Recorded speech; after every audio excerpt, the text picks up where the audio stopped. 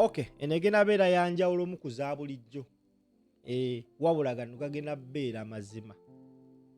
So tambuza video. Omwami gw'olaba ku screen bamuyita Semata Idi. Alina omukyala amanyikibwa nga Nina Rose oba Nina Kankunda. Bombiriri National Unity Platform yabawa Kaadi okwesimbawo mu district y'e Ssembabule.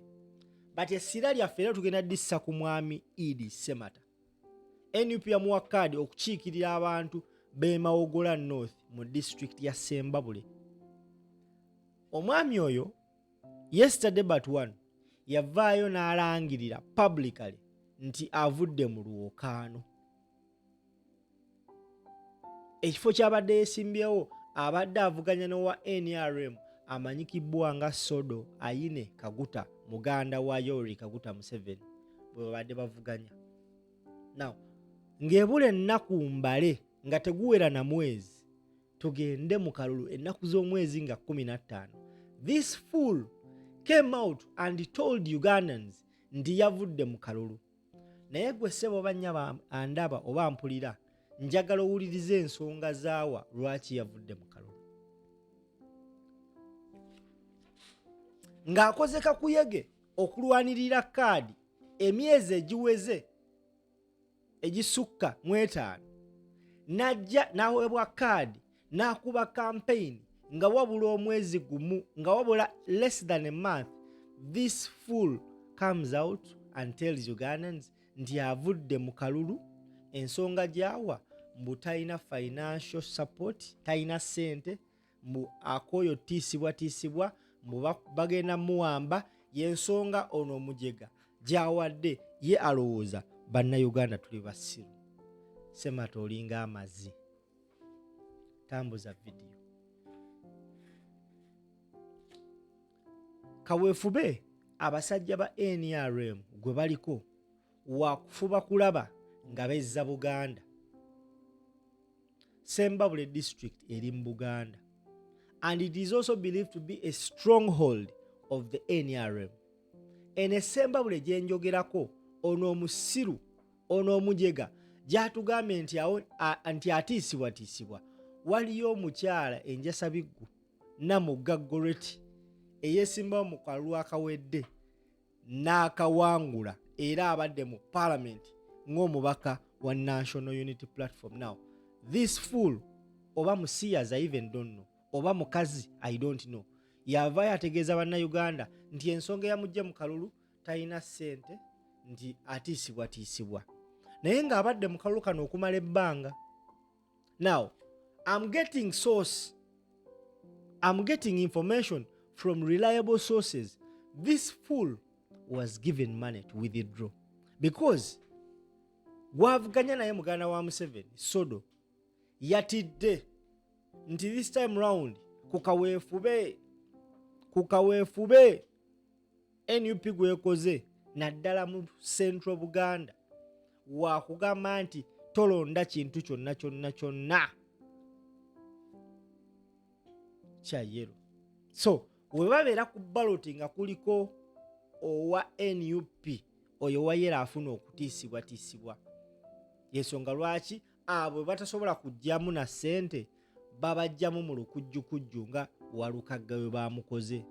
Ono musiru bamuwadde ssente ne bamugamba nti announcinge nti avudde mu lwokaano.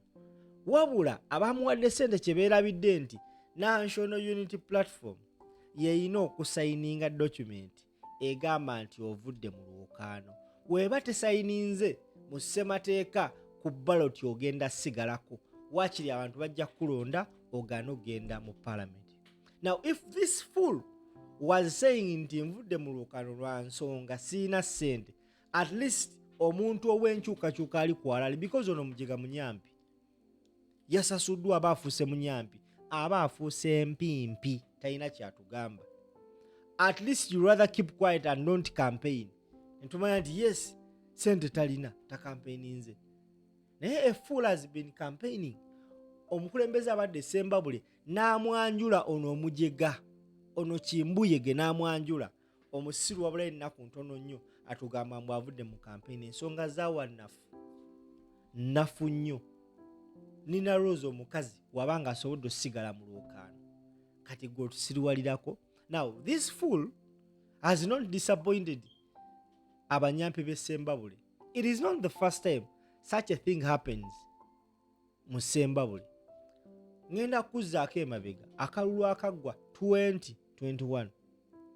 Omukyalo oyo gwolaba ku screen oba semanya ezayituuni naye yaweebwa kaadi ya NUP nga ground yali fertile zonna kiraga nti ono omukyala ajja kuba akalulu ako.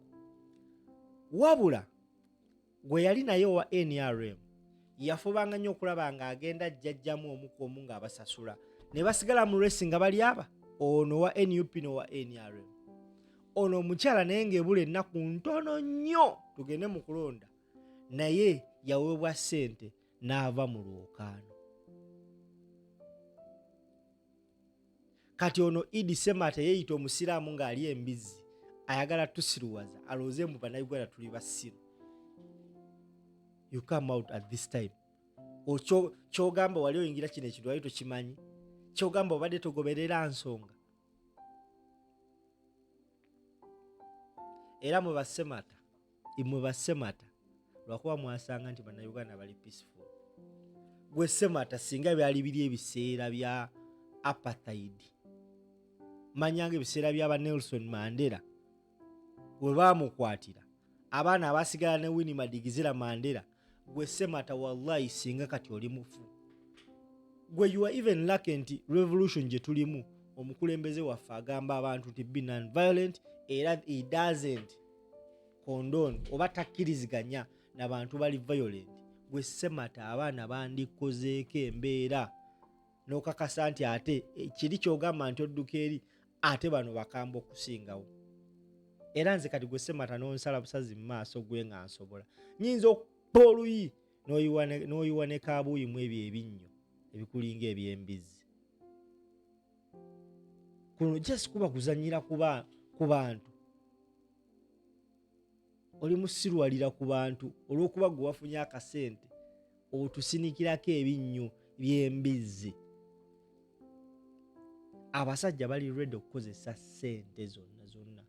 Omuntu yenna bagamba nti owa NRM abanga alina ssente n'akizuula nti ogenda mulya ajja n'agamba palamenti ogenda beerayo emyaka 5 buli mwezi ofuna ssente bwe ziti nze kanzikuwe kiveemu n'amubalira buli mwezi. Kati bano basemata abanaku abatalumirwa nsi yaabwe waabalaabalamu nti funye miliyoni zange 8 mu bulamu sikwata ku miliyoni 10 kangende